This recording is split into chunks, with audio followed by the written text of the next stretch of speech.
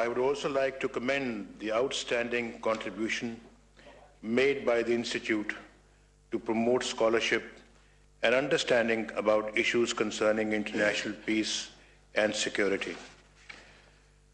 Ladies and gentlemen, Pakistan is an old and indispensable friend of the United States. Friends need to revive and renew their relationships from time to time. I am visiting Washington to reaffirm and reinforce our important relationship. Since I was here 2 years ago, Pakistan has witnessed several positive developments. Domestically, democracy has been strengthened, terrorism is being combated, the economy has been stabilized and is poised for rapid growth. Yet we still face external challenges to pacify Afghanistan and normalize relations with India. Ladies and gentlemen, let me briefly highlight each of these developments. Let me turn first to our strengthened and resilient democracy. In 2013, Pakistan saw a landmark transition when power was transferred after the May 2013 elections from one elected government to another. For the first time in the history of Pakistan, in the following year, when political agitation was launched by one party, all the other parties came together in the parliament in defense of the democratic process. This now reflects a firm national consensus with an independent judiciary, a free media, and a vibrant civil society. Democratic institutions and traditions are becoming stronger in Pakistan. Ladies and gentlemen, the second area I want to highlight is counter-terrorism.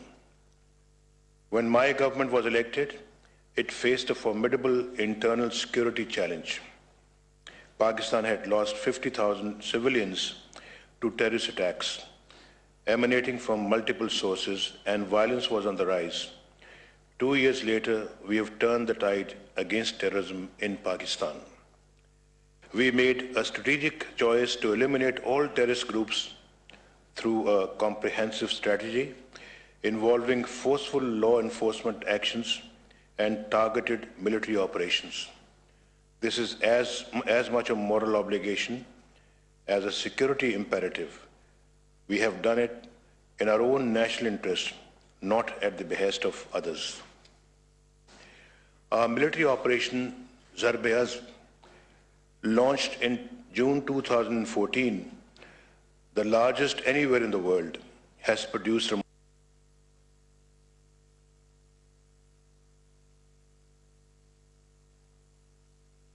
वज़ीर-ए-आज़म मोहम्मद नवाज शरीफ खिताब कर रहे हैं। उनका कहना है कि मैं अपने इस दौरे में पाक अमरीका ताल्लुकात के इस्तेहकाम का इआदा करने के लिए आया हूँ। हम खित्ते में भारत के साथ बेहतर ताल्लुकात चाहते हैं और इसके साथ अफगानिस्तान में इस्तेहकाम के लिए पाकिस्तान अपना मौसर किरदार अदा कर रहा है। गुज़िश्ता 2 साल में अपने दौरे हुकूमत का तज़किरा करते हुए उन्होंने कहा कि दहशतगर्दी की बड़ी लहर का पाकिस्तान को सामना था और इस लहर का हमने पामर्दी से मुकाबला किया। बतदरीज दहशतगर्दी कम हुई। टारगेटेड ऑपरेशन के ज़रिए हमने दहशतगर्दों के ठिकानों का कलाकमा किया और आज का पाकिस्तान बेहतर मईशत के साथ, बेहतर अमन व अमान के साथ तरक्की कर रहा है। हमारी माशी अशारियों में भी खातिर खा बेहतरी आ रही है।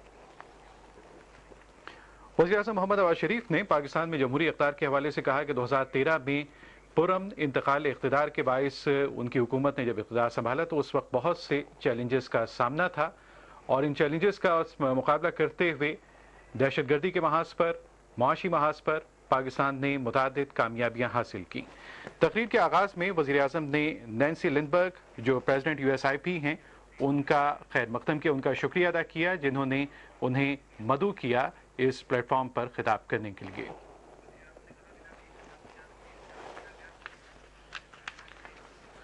साथ ही वज़ीर-ए-आज़म ने पाकिस्तान में जमहूरी अमल के तसलसल के हवाले से इज़हार ख्याल करते हुए कहा कि पाकिस्तान में डेमोक्रेटिक स्टेबिलिटी के लिए बर्दाश्त का اور عدم تشدد کا رویہ اپنایا، اور جس وقت ایک سیاسی جماعت نے پاکستان میں اختلاف رائے کا اظہار کیا تو اس وقت بھی ہم نے اپنی کاوشیں جاری رکھی۔ Sanctuaries, command and control and infrastructure have been totally destroyed. Thousands have been killed or captured. The rest are on the run. As the operation goes into its final phase, the few remaining hideouts will be cleared. Simultaneously, through well-coordinated intelligence-based law enforcement operations across Pakistan, the government has launched a focused campaign against terrorist sleeper cells, their supporters, sympathizers, and financiers.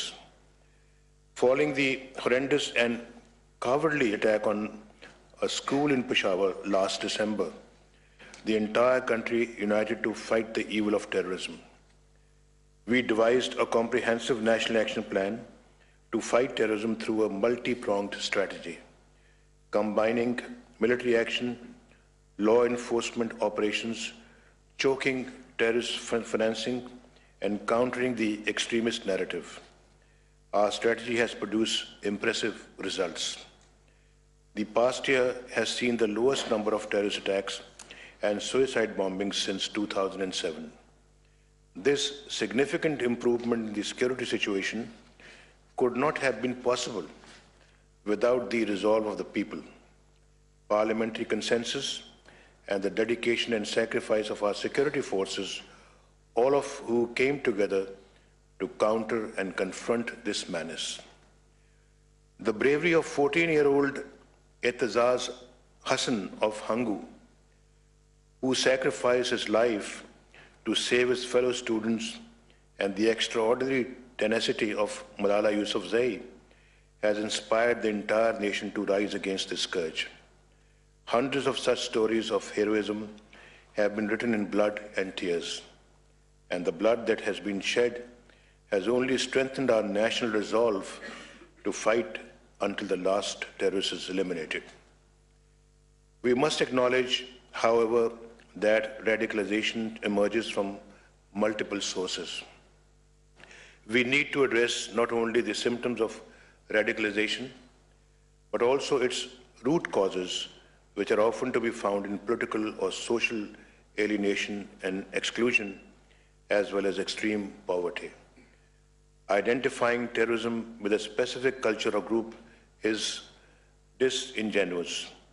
It serves to shift responsibility and not resolve the challenge of radicalization which so many societies face today.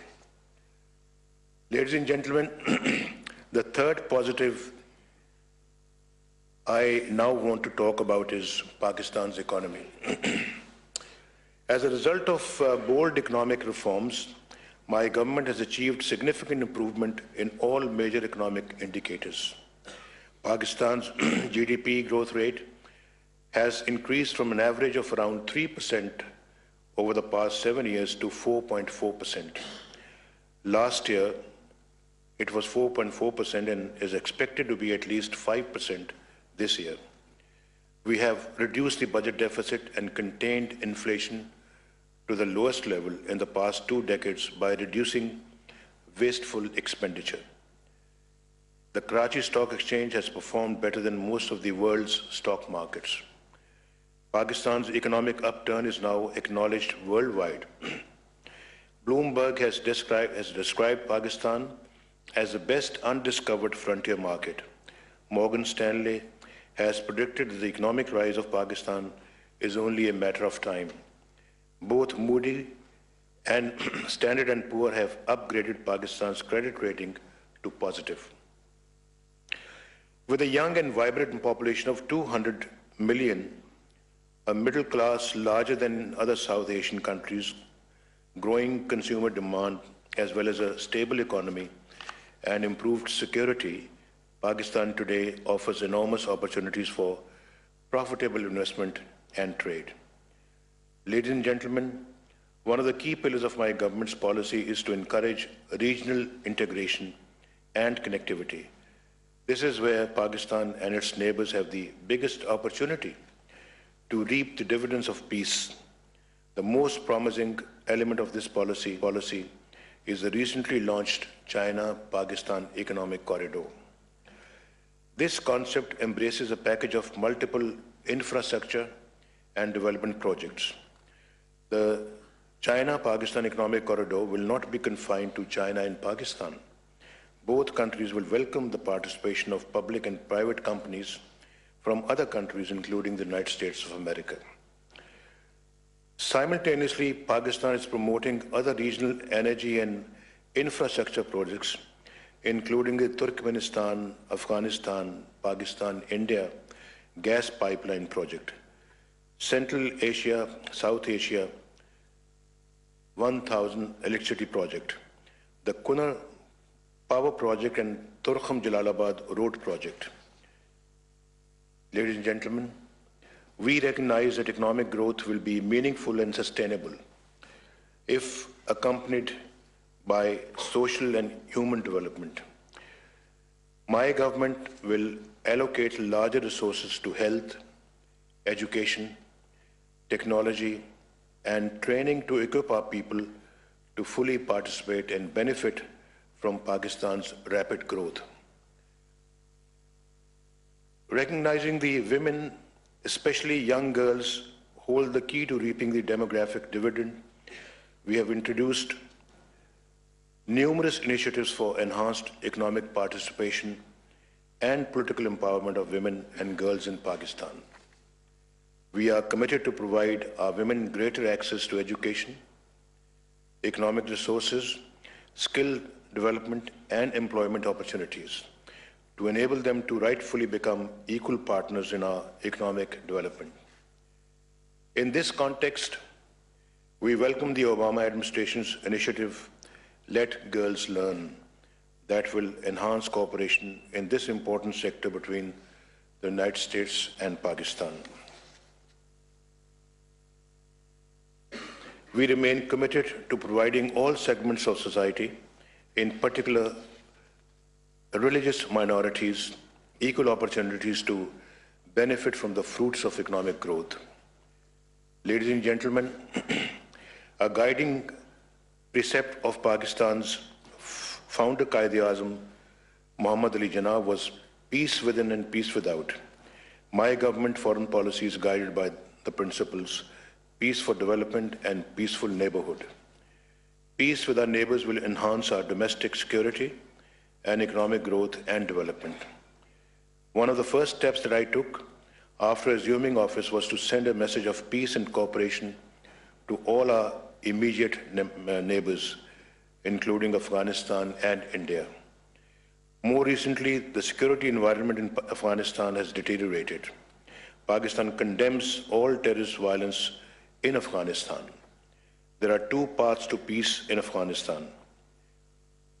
One, military victory over insurgents, or a negotiated peace and national reconciliation. Over the past 14 years, a military solution has been elusive. We believe that it is unlikely to be achieved in the future. Thus, achieving peace through negotiations is the best option. Pakistan undertook at President Ghani's behest to facilitate a dialogue between Kabul and the Tehreek-e-Taliban Afghanistan. A first round of intra-Afghan talks was held in Murree, as mentioned by Steve Headley. A first round of intra-Afghan talks was held in Murree. Both sides characterized this round as encouraging. A second session was set for 31st July, a few days before untimely revelations about the death of Mullah Omar, the leader of the Afghan Taliban, produced predictable consequences. Without the authority of their leader to engage in the dialogue, the Taliban broke off the talks. In their succession struggle, their default option was to revert to a fighting mode. Pakistan has no reason to want any violence in Afghanistan. The attacks on the Afghan government and indeed on Pakistan emanate from the vast areas in Afghanistan now under Taliban control. Pakistan's priority is to defeat the TTP, which has also found bases on Afghan territory. Peace within Afghanistan will enable Pakistan to eliminate the TTP threat. I have again conveyed to President Ashraf Ghani that if he desires, we are prepared to assist in reviving the talks between Kabul and Afghan Taliban. But we cannot bring them to the table and be asked to kill them at the same time. Ladies and gentlemen, I have made sincere efforts to improve relations with India. I was one of the first to congratulate Prime Minister Modi on his electoral victory in May 2014. I accepted his invitation to attend his swearing-in ceremony. However, the positive momentum generated by that meeting was halted when New Delhi cancelled the Foreign Secretary level talks on a flimsy excuse. I met Mr. Modi again in Ufa, Russia. Again, the National Security Advisors meeting was scuttled by India to limit the talks to one issue and to dictate the program of our National Security Advisor in New Delhi. The cancellation of the NSA-level talks has been followed by increased ceasefire violations by India across the line of control in Kashmir and the working boundary. And a stream of hostile statements by the Indian political and military leadership. Meanwhile, anti-Pakistan actions by Hindu extremists are exacerbating the present tensions in our region.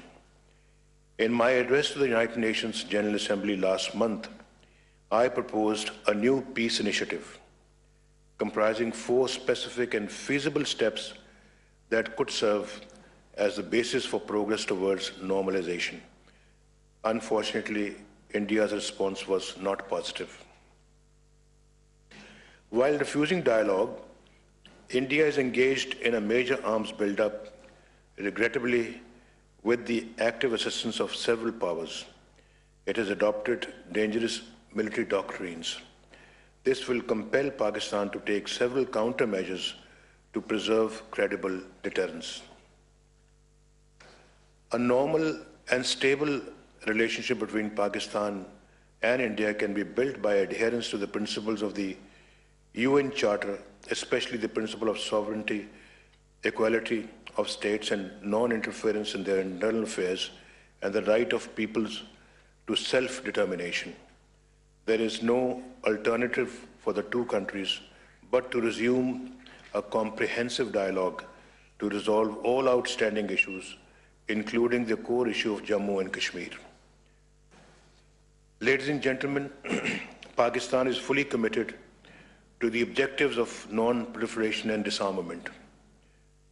Over the years, Pakistan has adopted a number of national measures to strengthen export controls and security, which are consistent with the best international standards. Pakistan is also participating in global efforts to prevent and combat proliferation of weapons of mass destruction. We have also contributed constructively to the Nuclear Security Summit process, President Obama's laudable initiative. To fulfill its vast energy needs, Pakistan will install several civil nuclear power plants under IAEA safeguards. We look forward to international cooperation in this context. And as a responsible nuclear power and one with the expertise, manpower and infrastructure to produce civil nuclear energy, it would be mutually beneficial for Pakistan to be accepted as a member of the Nuclear Suppliers Group and other export control regimes. Ladies and gentlemen, it is significant that on all the priority issues I have mentioned, America's objectives are convergent with Pakistan's. Our extensive cooperation on counterterrorism can be intensified and improved, especially by promoting mutual trust and confidence. The US remains our biggest single trading partner. Greater trade access would be crucial in propelling growth and employment in Pakistan. And of greater significance for Pakistan would be US investments in various sectors of our economy and participation in our planned infrastructure development especially the connectivity projects. On Afghanistan, difficult yet essential decisions are required in Kabul, Islamabad and Washington to find the best way to end violence and restore peace. Obviously, the Pakistan-India relationship poses the most difficult and urgent challenge. I believe a close review of some of the existing assumptions and analysis and greater attention to Pakistan's views and interests would be useful in enabling Washington to play a constructive role in averting the ever-present danger of escalation and promoting stability in South Asia. A close and enduring partnership between Pakistan and the United States is, we believe, a strategic imperative for achieving lasting peace and stability in our region and beyond. This beautiful capital signifies in more ways than one the glorious struggles of the past in pursuit of liberty and freedom and the aspirations of a better future shared by both of our great nations. Together, we should work as equal partners towards these shared goals. I thank you.